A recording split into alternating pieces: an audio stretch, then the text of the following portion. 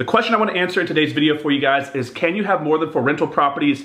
If so, how do you do it? How do you get those extra loans?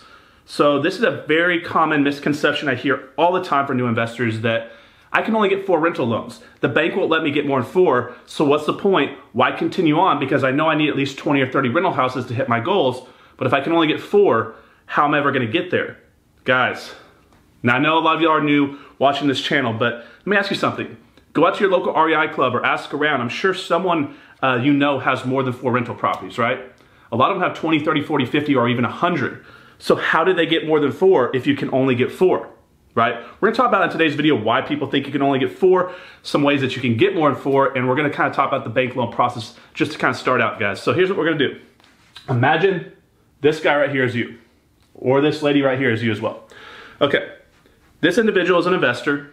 They wanna get their portfolio going. They understand the power of equity and cash flow. They're tired of working a job. They have no money though, right? Which is where most people start out. They have no money. But what they do have is this house. This house is a great deal, has plenty of equity, very cash flow positive, and also this individual, this investor, has a good credit score. It meets all the requirements to get a loan, right? But they have no money to buy the good deal. Who has money though? The bank.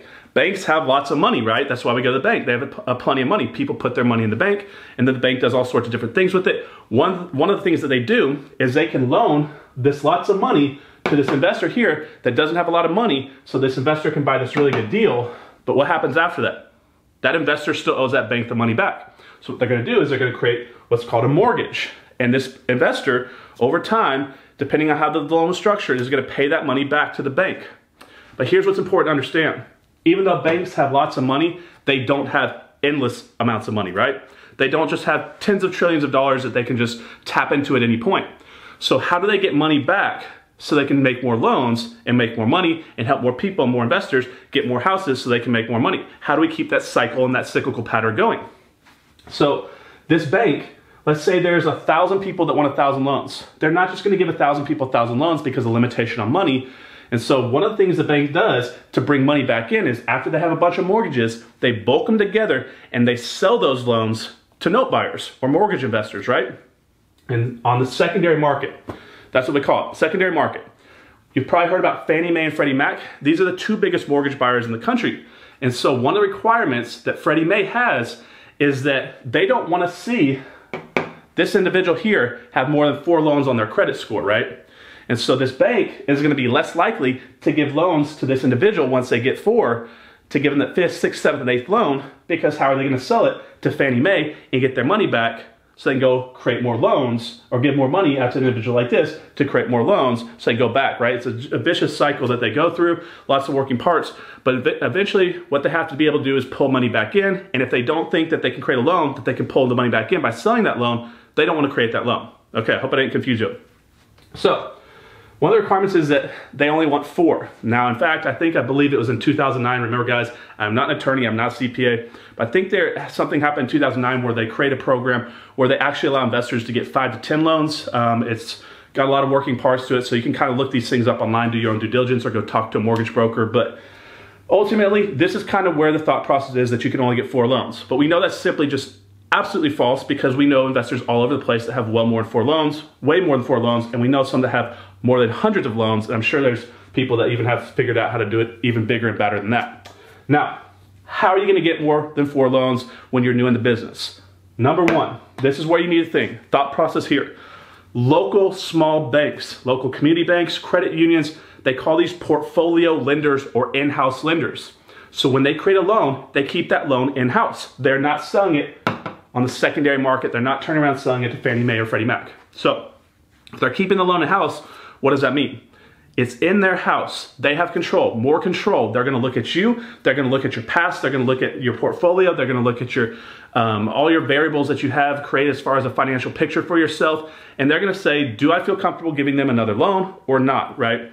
And so it's a lot easier to get a loan, to go over 4 loans, working with a portfolio lender who keeps them in-house because they have more control. You can sit down with the bank president and you can tell them what you're doing, what you're planning to do over the next few years, and they're gonna help you hit those goals if it's smart for them to do so. And many times they'll take you way, way, way past 4 loans, okay? The second way you can get more loans, guys, is to go direct to the seller through what we call owner financing. Yes, these homeowners that can sell you the house can also carry back the financing for you. Just the traditional way of doing it with a bank, you're gonna go to that homeowner, you're gonna say, I'd like to buy your house. I don't have the money to do it, but what I can do is if we structure it in payment form, I can give you a down payment. If you let me pay off the rest to you over X amount of years, determine however you want to structure it. If we both agree upon it, will you carry back some of the paperwork on this property and let me have a loan with you? And will you let me pay you over time, I guess you could say. They call that seller financing. Seller's gonna sell you the property, deed it to you, and you'll have a promissory note, deed of trust with them, okay? And the last way, guys, is a simple partnership, a JV structuring. A couple common ways to do this is a simple equity cash flow split. You bring in a really good deal. A partner brings in a lot of money, but they don't have a lot of time. Say they're a very successful doctor in your area. They bring the money, you bring the deal, they fund it with all cash. Your equity partners, you split the equity on the top side 50-50, but you're also gonna split the cash flow 50-50, and depending on how you wanna structure it, if repairs come up, you can determine that with that individual you're doing the deal with. Now, another way that you can do this is also put a long-term loan on it. Have an individual who's got a great credit score and has got a great relationship with their bank.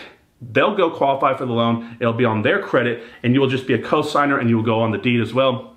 This is another way for you to get into extra loans on extra rental properties to accelerate the growth of your portfolio. So guys, there's lots of different ways to do this if you get creative. This is just some very basic overhead looking down on how it kind of works, why banks create loans, why they sell the loans, and how you can get more than 4 loans using these last 3 ways. Guys, I hope it doesn't slow you down. Think big.